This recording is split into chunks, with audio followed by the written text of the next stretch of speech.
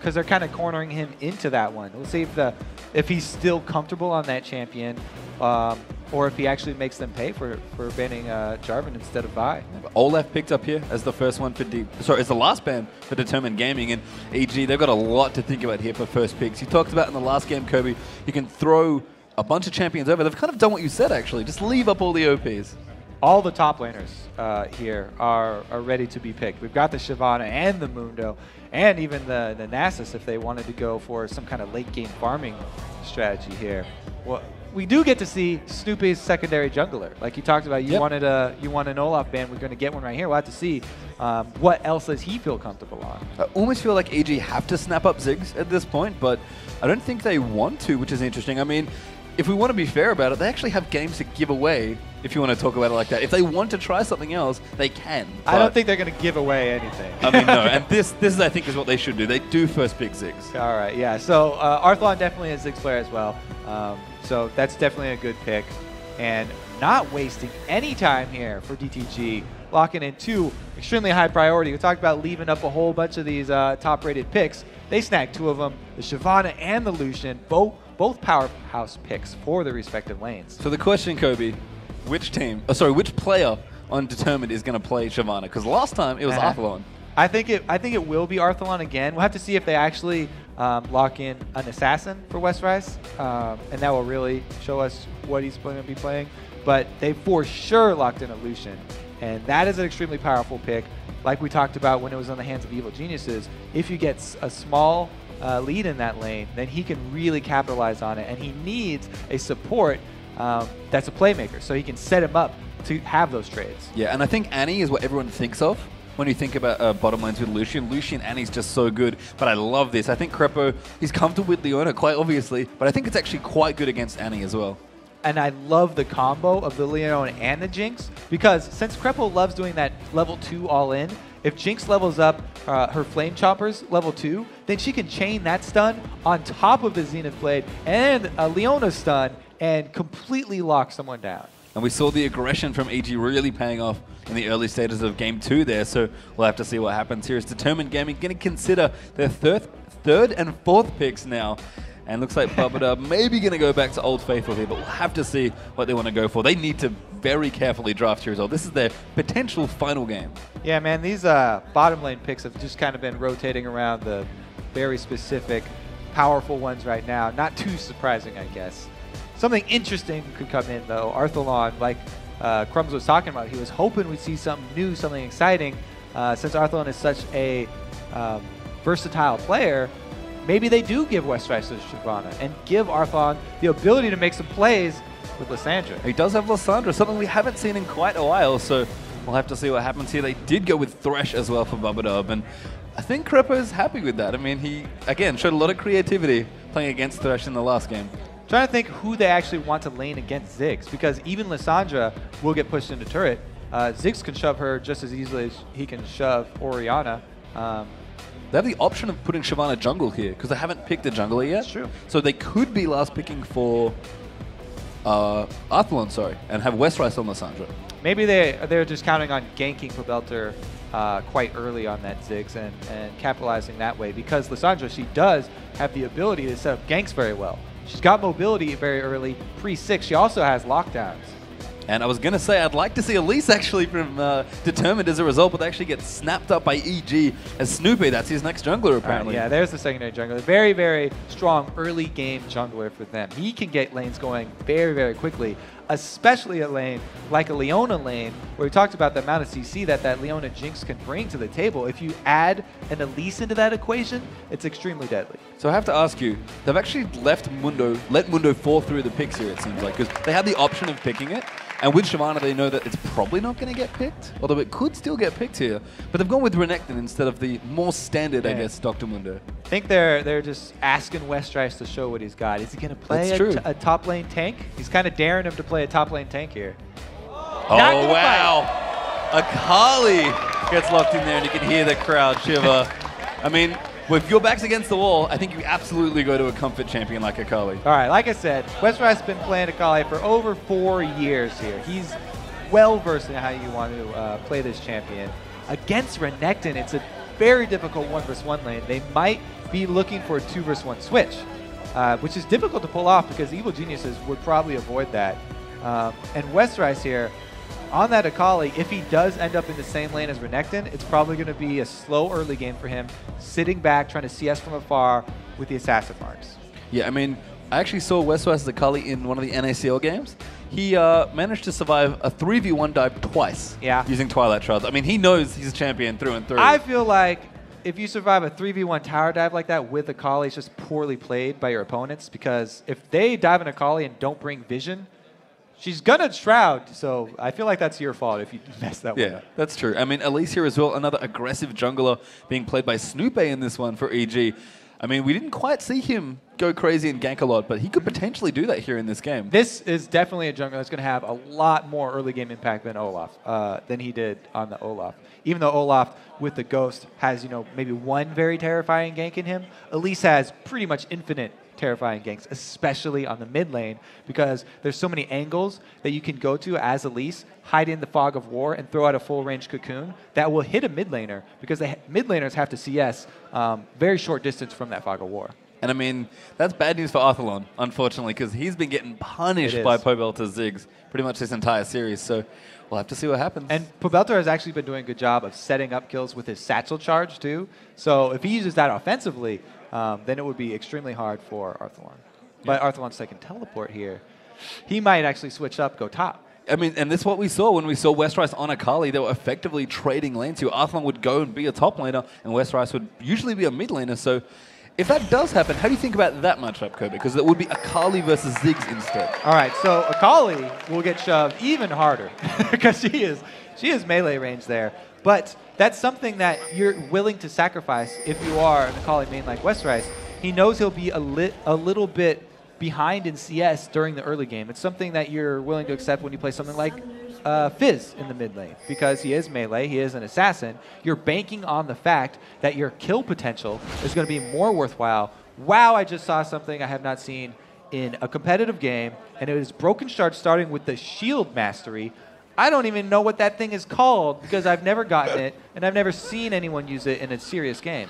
I mean, that's interesting. I wonder what he's got planned here. So you only get that shield back when you die and return to base. You get it once when the game starts, and then whenever you die. So he might be planning on taking a lot of trips to the fountain, which is not usually a good strategy. Not often, but we'll see if it works out here. Game 3 is underway here between Evil Geniuses and Determined Gaming. EG are up 2-0 in this series, Kobe, looking very strong, and they really want to power through here and sweep their way into the LCS.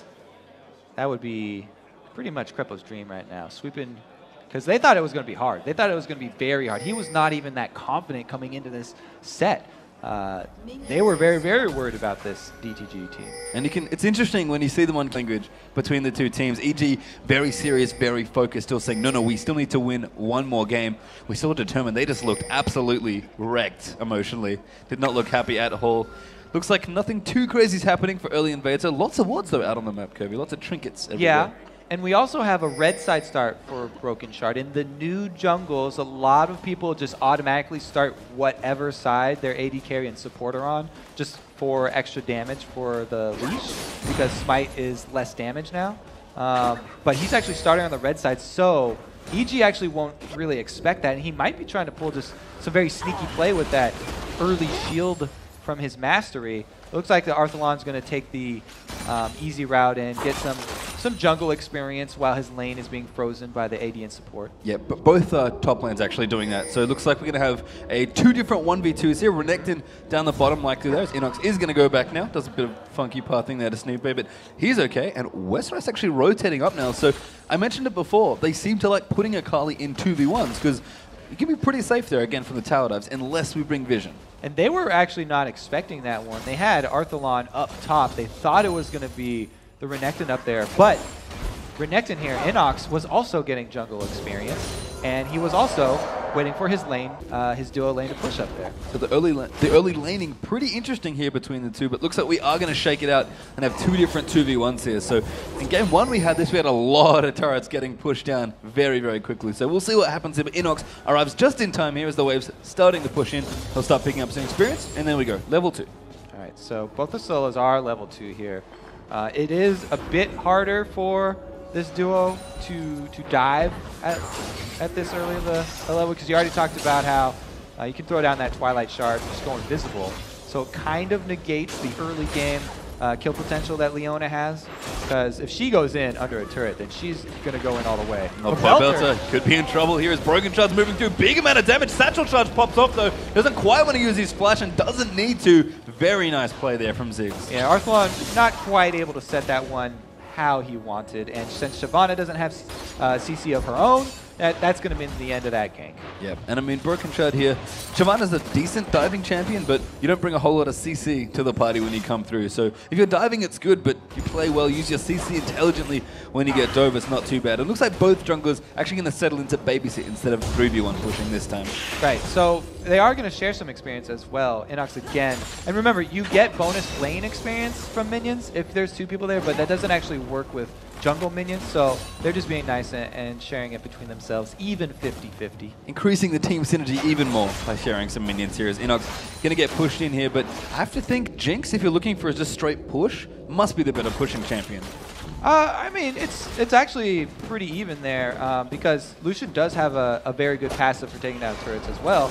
You know, he can get double shots off on turrets just as easily as minions. Jinx, I love the attack speed, you know, on her Q for that, but it's pretty even right there. I mean, wave clear is pretty equal between the two as well with their respective Qs. So Pobelter here going to push in. He's definitely going to be solo pushing once again. I mean, Arthalon already forced out of lane. Yeah, talking about pushing down turrets. Ziggs, again, no surprise there. Same story as last game. Able to shove his lane into the turret. And something that's noted about this Elise jungle, she's a ranged champion. So if she goes from the jungle over to a lane like that, she can shove it as well. She's going for a gank right now, though, right on Robert. They're going to move in. Snooper here looking for Bubba, though Robert could be in trouble. Dives on top there, lands it out. Repel, though, does happen, but he's very low. Oh, and Bubba, that was a really nice prediction there. I think, no, trying to hook Inox, actually, but I like Snooper's decision to not go. He would have died for sure. Yeah, Snooper did not want to give over that red buff. They were able to force Robert out of the lane, but they're looking to pick up a kill on the support here. Bubba still has flash, though. Has to be careful. No Ignite here either in this pairing, so Thresh reasonably tanky, especially with that Doran shield. It's probably going to be okay. Yeah, he's going to go through there. Snoope finding a stun, does get it there. The damage does go down there and they'll chase him under, but not quite enough damage, unfortunately. Hooks the spider. All right, so the old little spider link going to block the hook there for Inox, so he doesn't end up taking any tower damage. And that's going to be a pretty successful little bit of harassment. But as Robert returns to the lane, they're not going to want to get anything else. No, just managed to push it in. Unfortunately, Lucian already back to lane is going to mean that probably not going to deny too much CS. Their Vampiric Scepter up now as well for Robert Exley, so he'll have a bit more fun there if he does get poked down and maybe able to fight a little better if Snoope returns once again here. Pobelter really hammering it on here in the mid once again. Oh, nice satchel there again. Ignite actually used it. Arthalon going to pop away, but a great ult there from Ziggs. Pobelter bouncing ball picks up first blood. Pobelter was not tricked in the slightest by the little pump fake there from Arthalon walking the other way. Able to pick that one up, long range ulti there, and he already had the Ignite on him. Able to finish it up with a Q. And Pobelter once again off to a great start here in Game 3. And Arthalon, for whatever reason, just has not found a counter at this point. Every champion he's played up against, he's struggled with. Yeah, they're struggling so hard to find an answer to the Zig instead of just banning it. And it's interesting because they had the opportunity this time and decided that it still was not ban worthy. Meanwhile, up towards the top lane, EG pushing in still here, trying to get this turret down. No turrets felled yet here, but first blood did go to EG just a few moments ago. And I did spot a nice little one in the inventory of Snoope actually here, if they want to try and go into the Akali. Yeah, so we talked about diving Akali without pink wards. That's your fault if you mess that up and die 3 vs 1. But he's going to bring one. Plus, as we just saw there, the W from Yellow Pete on Jinx, the Zap will reveal Westrise. So they have multiple vision options. And Westrise knows this, does not want to stick around. And I love this rotation from EG that's moving up towards the top lane. Snoope, if they want to dive, they can go in for it. In fact, Westrise should not be standing in that spot. He was doing a pretty tricky little thing right there. He was just barely inside of experience range. That's why he was just hiding around the edge. And he was able to leech one minion right there and grab level 6. The early tower does get taken out for EG. The bottom tower pretty healthy here though as well, as Inox has been able to defend that reasonably nicely. And of course, Pobelter, he's just shoving all day, every day. Yeah, Pobelter on Ziggs again means that there's no presence mid for Determined, and that means that Broken Shard cannot counter jungle with Shyvana. Shyvana's not the best at ganking, she's best at destroying jungles. And with no jungle pressure from the mid, no backup, it means that he's going to have to stay in his own jungle and just farm up his own. As Inox here, going to back off there down towards the bottom lane. 4-man push now for EG. Really trying to get the fast push going on this one. I mean, again, they've got great siege. Elise is fantastic in sieges. You can just throw out cocoons. And if you hit somebody, you can do a ton of damage. Yeah, that's what I was talking about with the ranged junglers. A lot of people were very excited. Oh, here goes Krepo. Broken Shard going in. Krepo, great ult there at Leona. He's going to pick up credit for that kill. Satchel charging there for Pobelter. The Bobbin completely caught off there. He's forced to walk the long way around back towards his turret. But he'll get out there. Again, Krepo's on point. Yeah, that was just a bad idea. You do not want to go attack that grouping of EG. They were all ready for that one, and Broken Shard gets caught out away from the rest of the team. Again, Lantern thrown out, but he was also stunned up, and the Lantern was blocked. Not able to escape. So the story continues here for Evil Geniuses, up 2,000 gold or more, actually about 2,500 here early on in this game, and that's without the first dragon, Kobe. So they've been off to some pretty good starts in the first two games. This is their best yet. The games just keep getting even more and more convincing in favor of EG here. Really looking like they deserve a set. We'll see here. Early days still here in this one, but Determined absolutely have to fight for every inch at this point. There are no more games left to give, unfortunately, for them, as Robert Exley caught by the cocoon there for Snooper. Inox going on the top. The repel there follows through as well, and it was a great cleanse there from Exley, but not enough. I like that no hesitation from Snooper, even though Robert was still moving up, and he could have even gotten deeper in the lane. Because Snooper knew that he was already on a path and he could land that cocoon no matter what, took the shot, and they're able to capitalize. And for me, that's one of the things that really describes EG's play throughout this entire set so far. Decisive. They are really, really just making quick decisions. Oh no, Cocoon landing on the thresh. The dive will happen again. Pobelter getting chased down there as well, but he's going to be okay. Death Sentence there gets blocked by the repel actually, as they're going to keep moving in. Now Arthlon coming through, picks up the kills as Zigzot's coming over the top. Inox as well, really caught in a bad spot. He's going to get taken out by Broken Shard.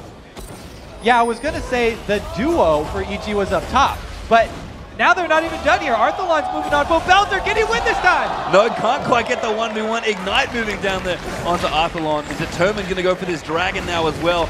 They needed to fight back, Kobe, and they are. That was a terrible decision right there from EG. Like I just was about to say, their duo was up top right there. And that was a 3-man going aggressive on to the entire team of Determined.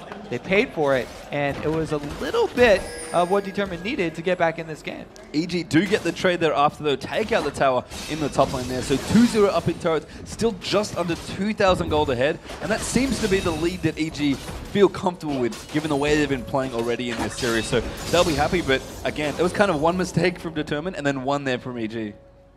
Yeah, it's definitely pretty close still, even though EG have the good lead here. We'll have to see if this Westrise Akali can pay off and start snowballing, because yes, they knew that they were probably going to give up that early game, that pick, and so going into a 2-versus-1, you're like, yeah, both of the solo laners will probably be down in CS, but we're banking on the mid game, him being able to catch people out and chase them down with the 3 dashes of her ult available. She's extremely good at capitalizing on any sort of pick.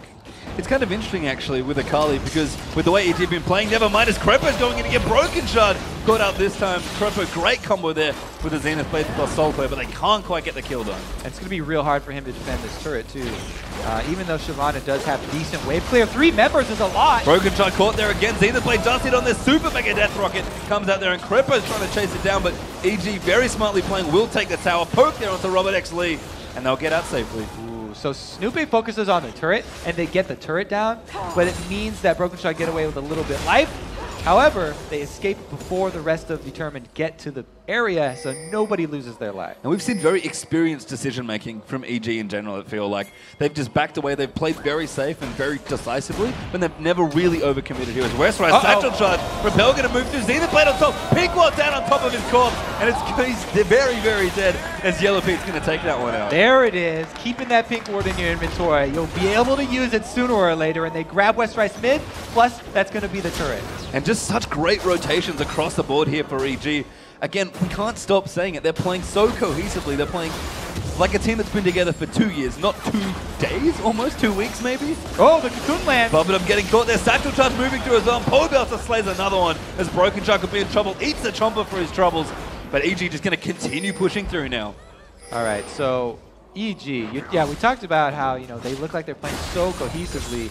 I feel like you give up so much map pressure when you keep giving Pobelter the Ziggs. Everyone always talks about how important the mid turrets are, and Ziggs with his constant pushing and not being kept in check by any ganks from a Shyvana who doesn't have CC. It frees up Pobelter to really gain a lot of map pressure just from that mid area, and you know, Snoop has done a great job of capitalizing on it. Yep, so Westrise now going to farm things up as Akali on the way to his Hextech Gunblade, which is his item of choice on Akali. And he's been playing it for so long, I'm not going to question that at all. It's a fun item to get on her, as well as playing to her hybrid strength. So definitely think that is a good pickup. Plus, it does give her the opportunity to add a slow to her kit. So when you do catch someone with those dashes, finish them off. It's almost like you get an extra Shadow Dash when you've got the slow there, but items are plenty for EG here as well with their few thousand gold up. We've got Athene's already finished there for Ziggs. Bloodthirster up now for Jinx in there as well. Renekton on the way to kind of half of the 2 items he really wants here. He's got Sunfire Cape on the way with Giant Spell, and he's got Spirit Visage on the way with his Negatron Cloak here. And Snoop as well, not doing anything fancy. We saw Dexter going for a little bit more aggressive with his build, got the Haunted Guys, had the Abyssal Scepter. Very straightforward, very tanky for him.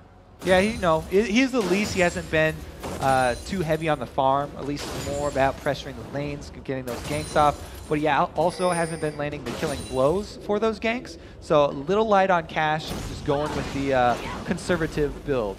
And one thing I did want to mention before Akali got blown up by the Pink Ward is that EG has never mind Broken Shard. He's going to get caught up here as well. Snoopy here going to chase through. Krepe now trying to get it done. And this is the jungler against effectively the 2 supports. The first Miss Leona ultimate. Right. So he led that one a little too much. Arthalon, though, in a sticky spot here. Yeah, Arthalon, he's absolutely in trouble here. Enoch's going to be able to chase him now. Good flash, actually, but flash forward. Great snare there from Arthalon. And no slice there to close the gap. Turn around! Pobelter! Oh, beautiful ultimate to save himself there. And he actually wants the kill. He picks it up. Now he's on to Westrise. He's 2 levels ahead as Bubblegum gets out of the Zenith Blade. Yellow Pete flashing forward to pick up that kill. And EG all of a sudden open up the map as Enoch getting chased down now as well. 2v1 up against Westrise. He's almost going to take him out, but Broken Chuck gets the kill. But EG chasing down the mid lane once more. Determined to answer with 1 kill, but this is an inhibitor turret going down for EG. That is huge. And we mentioned it before, they seem to only be getting stronger as they play this series. Didn't get the inhibitor, unfortunately, but did get the turret, as you mentioned. And this is the biggest leads they've had yet, and they've looked so good already. That was a pretty epic chase up there with Inox on Arthalon. A lot of answers there from Arthalon, but he did not have the last say. Ended up going down anyway. So what I was trying to mention is that when you have an Akali, it's a little awkward when you're up against a team that seems to always buy 3 quick red trinkets. Yeah, they have been very coordinated with their sweeper purchases as well. Timing those very, very well with the amount of map control that they need and that they have been able to already establish. So if you got the upgraded Sightstone here for Krepo, then they've got plenty of wards that they're going to be able to throw down, and they'd rather grab the Vision Denial with the sweepers. Yeah. Now, Lissandra, a bit of a different mid laner as well that we don't see nearly as often as we see Ziggs, certainly, in recent memory. I want to ask you, Kobe, what do you think of Arthalon's choice to go DFG here on Lissandra? DFG Lissandra has the potential that they need for picking someone off. But if he gets keeps getting initiated like that, then he's not going to have the opportunity. Super Mega Death Rocket coming in there. The Dragon does get cleaned up by Broken Shard. So the Soul Cloud's going to find Bubba coming. Pops up there for Lucian, as that's a very dead thresh now as Broken Shard getting chased down as well. Beautiful minefield there from Pobelter to zone out Westrise. Now Robert Exley is very much in trouble. Inox is going to go over the top there, at least with a double kill actually, as Arthlon's going to go down off towards the back as well. And now looking for a third is Snoopy. Robert Exley, that's, yeah. I mean, he gives it up. He knows that he can't go anywhere. A triple kill for Snoopy. Broken Shard also nowhere to go. Trying to port home, but Inox is on the case. Not going to let him out. And Westrise is farming his wolves with EG in his own jungle. Determined Gaming absolutely scattered here, it seems, in this third game here. And Krepa's going to lock him up. Cocoon lands, Pinkwood immediately down. And EG. Man, they have all the answers right now. They are looking so dominant in this game. They want that clean sweep. And they looking like they're going to be able to get it here as well, Kobe. Huge gold lead out already. 7,000 gold ahead for the Evil Geniuses. Looking for a sweep. I expected Determined to maybe drop a game here as we're going to have a replay. All right, so let's look at this again. Bubba just gets destroyed by the Krepo and Snoopy combo. And then this entire DTG team is running for their lives. They're all split up. There's nothing that they could possibly hope for at that point except for trying to get away. And pretty much everybody does end up getting caught out. Anyway, Robert tries. Yeah, he realizes that he's just done at that point. I actually like that play a lot from Robert, just being like, yeah, okay, I have nowhere to go, so I'm just going to give it up here. Yellow Pete up towards the top, going to clear them out, going to push everything out of the way there. But Evil Geniuses, I mean, Determined again, the team that nobody wanted to play against. EG, completely new roster who didn't even seem to have that much confidence in themselves when we were talking to them. But really shown up here. Snoopy said it, anyone can win on the day, and they're looking amazing today. I know, it looks like they're going to, try and put a little fear into the other LCS teams. Winning with some good style. Looks like Jinx looked for the steal there on the red buff, but doesn't quite get it. Robert Exley will be able to clean that one up for himself. Rabadon's Death Cap on the way potentially for Ziggs, although he could build a DFG with that as well. So Pobelt he's feeling good. It's possible. Ziggs, not usually one to get super close and use DFG style stuff, but he could just because he wants to answer Arthalon and say whatever you can do, I can do better. Maybe he's Krepo going to get himself death sentence, but he'll shake all that off here. EG really just trying to complete their hold on this game and close out the third and final game that they would need to sweep this series here. Inox getting very aggressive there. He knew he was 1v2. But he's actually 1v3. So it's actually part of the composition that EG have picked up here. It's an aggressive composition. It's a lane shoving comp because you take Renekton, you know he's going to win that lane early if he goes into a 1v1. They actually choose, going into the 2v1 situation, but they combo that with the Ziggs as well, who's going to win his lane and he's going to shove his lane in. So if you shove all of your lanes at the same time, then you remove a lot of the downside of that strategy, which is the possibility of killing. Oh, that's a great scene to play for Bubba. He's very dead as Inox picks up that kill with the Mega Inferno Bomb coming in over the top. And time again, Krepo's just catching people. Broken Shot! No, he want to be instant flash stun there from Krepo with the Shield of Daybreak. And he got away, but that was so decisive from him. Yeah, Krepo's been doing pretty well on Leona today. I'd have to say he's keeping it up in this game as well. Even though they don't get the kill for the flash stun onto the Dragon, they're still going to be able to take the turret. They grab the objective, and they're going to back off. I mean, one of the biggest compliments people have for a lot of Chinese and Korean teams is that they seem so strong. They always seem to go in together no matter what happens. If somebody flashes, everybody's flashing, and you're trying to get that kill. EG really showing me that here today. Someone's just going in and everybody's trusting the call. That's definitely something that I was worried about with this team too, because, coming in with trying to work Inox and Pobelter into the situation, especially with Pobelter still having to deal with school stuff, they don't have a whole lot of time to work on that communication and that trust that you have to have in your teammates. Seems like everybody trusts Krepo though, so you can agree on that. Well, I mean, he's a very lovable guy, so I'm not surprised that the team trusts Krepo here as EG are going to clear out some buffs for himself. Inox going to collect the red buff actually, which will make his Renekton even scarier, and it's looking pretty beefy right now here. Krepo on vision duty, just clearing out as much as he can. Bubba trying to stem the bleeding of the vision wall here, cleaning out what he can in his own jungle. And looks like, I don't know what Pobelt is building, by the way, but it's going to be fancy, whatever it is. He's probably got a ton of gold ready to go. On EG, I think they're going to do it again. Yeah, probably. Pacer Drum, good call, good call. we'll let that one pass. Oh yeah, they get the ward kill. Does get taken out. There's Krepo again with the Xena play bouncing bomb over the top. Super Mega Death Rocket and the Mega Inferno Bomb is broken shot. Is in a whole lot of trouble now as well, getting chased down, taking a ton of damage here. Pobelter actually gets jumped up by Westrise. He goes down as Barbado cleans it up, and here comes Inox with the teleport on top of Westrise. Ward instantly Dorinda. No, he gets out. No, he doesn't. Yellow Pete there does manage to clean him out now as Barbado trying to flay away for his life, but he looks like he's going to go down as well, and does as Snooper gets yet another kill. And Robert Exley, he may live here, but only to tell the tale. All right, so that's why everybody trusts Krepo. Another find for him, another pick, more kills for EG, and they've got full reign of this determined base. It looks like they're just going to start tanking up turrets. Tanking with the face is Inox there. They're going to trade tank around as well with Snoope, and even Leona now at this point as well for Krepo can choose to do it. Determined Gaming back off. Respawn time is still very short at this point in the game, Kobe. All right, but without Pobelter, they decided to back off. So even though at this point, they're 2 games up in this series, they're 16-5 in kills in the 3rd game, they still do not want to risk it. They still are playing very calmly. Look at Yellow Pete. That face is a picture of calm. And again, that's the experience that EG really bring to this stage for their new teammates here, Inox and Pobelter. We were asking ourselves, what does EG look like when they bring new blood in, but they have so much experience and the chemistry that they already built for themselves? I guess they look like Fnatic, setting up a bush gank right there. The old Fnatic bush. I mean, Krepo, for all his... Looks like they're going for Westrise with it. Oh, they're on the move. Looks like they are. The EG train is in at full speed right now as Westrise. He doesn't have anywhere to run. Gets either played up blind there by Krepo, and he's going to hide as best he can. There's the ward going down finally. And Inox, oh no, they don't have one actually. Good slow there as well, coming out for Westrise. Maybe he can live it. Repel out on top there. Westrise trying to drink out of the way. The Death Rocket doesn't quite hit. The Xena play misses. The lantern's down, but it's not enough. So they didn't have a pink ward for that one. It took a little bit longer, but they're finally able to capture Westrise as well. They get yet another kill for themselves. 17-5 for EG there. 10,000 gold once again in the lead here. 7-1 in turrets. Bobadub looking for a hook, finds Inox. That's not really who he wants. Lissandra thinking about going over the top, but that's a bad idea. Yeah, not going to go on that one, and here comes Inox. Arsenal, they're getting bombed down to Snoopy, gets yet another kill. Bobadub now, taking all the fire as Yellowpig gets the turret and the kill for his trouble. And EG Snoopy just chasing down Broken Shot. So Snoopy's legendary, by the way, right now on that Elise.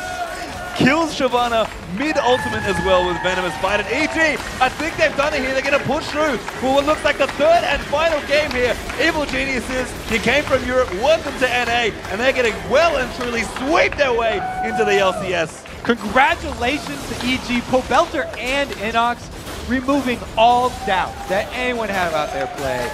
Really nicely played. And we were wondering which EG was going to show up. It was an incredible EG there. Look at Krepo. So happy to be through there. And they should be. That was an outstanding performance by Evil Geniuses. There it goes. Now they're in. Now they can celebrate.